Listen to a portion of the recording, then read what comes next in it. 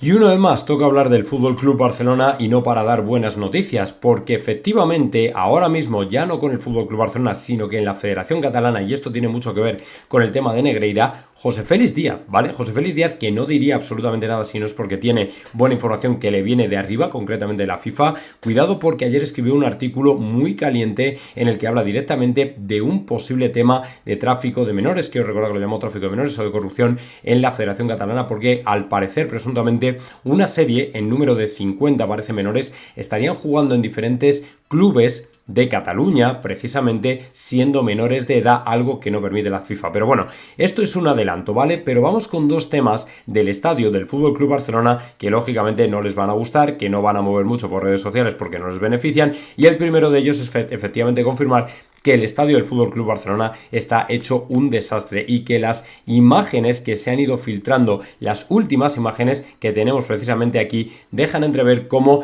el engañabobos de que efectivamente iban a jugar en 2024 era otra tomadura de pelo bastante grande. Aquí lo tenéis, ¿vale? No es que sea yo, le voy a quitar el volumen porque esto es un vídeo que se filtró ayer y como veis, con las grúas todavía dentro del terreno de juego. Las grúas, si solo fueran las grúas, o sea, grúas, camiones, containers, o sea, gente, absolutamente imposible que esta gente pueda disputar, vamos, ni tener siquiera el más mínimo viso de posibilidad de disputar. Tú fíjate cómo está todo, pero es que no están puestas ni las gradas todavía, o sea, como esta gente pretendía decir que en un mes iban a estar jugando un partido, a esto le quedan por lo menos 4, 5, 6 meses, yo ya os lo dije, para mí el estadio no va a estar por lo menos hasta febrero, marzo lejano, ¿vale? Que puedan volver a jugar un partido, pero bueno, como todo es habitual en Barcelona, esto se olvidará, lo olvidarán los socios, no le prestarán atención y al final, pues bueno, aquí paz y después gloria, que es de lo que vive de alguna manera Laporta y que a mí me parece absolutamente increíble teniendo en cuenta que ya las tomaduras de pelo que les hacen cada 2x3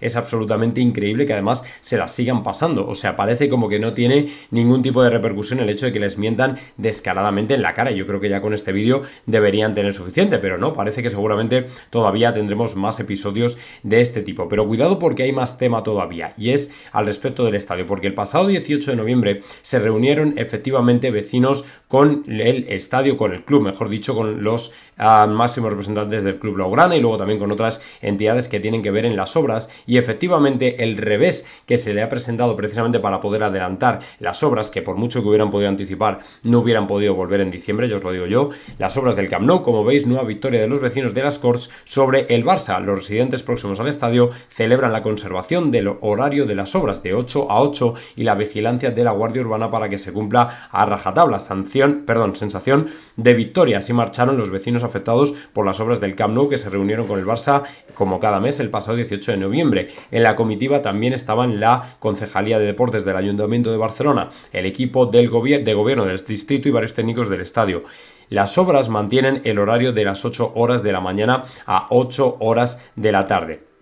En la reunión se dieron pistas sobre el retorno al estadio. El mes de febrero, de regreso al estadio de las Corts, si nada se tuerce, será febrero. En Culemanía ya habíamos informado de ello, ahora ya lo ratifica David Escudé, regidor de deportes, o sea que nadie estaba mintiendo, sino que era una verdad como un templo. Se habló del retorno en la congregación, aún así no hay ninguna fecha en concreto fijada. La obra protagonista, dice 3 puntos, tenía la Junta del lunes pasado. Solo se trató el primero, el de las obras del Camp Nou. Las asociaciones vecinales únicamente tenían una premisa, que los obreros no trabajasen después de las 8 horas. Se cumplirá. Los residentes no ceden y mantienen su postura. Los vecinos están muy agradecidos, sobre todo a la Guardia Urbana, que ha aumentado la vigilancia de las obras a partir de la hora límite. Pasan muchas patrullas después de la multitud de quejas por ruidos y alumbrado en la zona en algunas noches puntuales. Aún así, el Barça puede trabajar de sol a sol. Fuera del horario, los trabajos en la parte de atrás del cementerio judío continúan. Allí no vive nadie y no se molesta a nadie. Estos son los tipos de trabajo que se pueden hacer dentro del Camp Nou si son las 8 pasadas, los que no hacen ruido. Bueno, en definitiva, como veis, otro revés que se lleva al Fútbol Club Barcelona, que lógicamente se apila para que no puedan volver ni de cerca ni de coña cuando querían volver, que era en definitiva en diciembre. Ya os dijimos que esto era prácticamente impensable. Mirad, unas obras de la entidad de las del Bernabéu o del Fútbol Club Barcelona lleva muchos contratiempos, prácticamente todos los días. Entonces, aunque tú presupuestes un tiempo en concreto de ejecución de las obras, siempre tienes que contar con que tienes que dejar luego además todo espacio a todo tipo de imprevistos, porque es que los imprevistos son eso, imprevistos, ¿vale? Y te pueden salir por todos los sitios, los ha tenido el Bernabéu y los ha tenido el Spotify o lo que sea esto que se llame el Spy Barça o lo que sea, ¿vale? Entonces, a partir de ahí tú tienes que contar con que si presupuestan que van a estar preparadas las obras o terminadas para octubre o noviembre, tienes que contar que va a ser más marzo que otra cosa, porque entre pitos y flautas se te van otros 3 o 4 meses intentando volver a la normalidad de ejecución de las obras, porque siempre salen este tipo de asuntos, o sea, que nadie os embargue en una nube de optimismo cuando te están hablando precisamente de obras que son faraónicas o mastodónticas y que de alguna manera tienen un montón de retrasos, de sobrecostes, porque siempre ocurre, porque es imprevisible saberlo absolutamente todo, ¿me entendéis? Así que bueno, esa es la historia.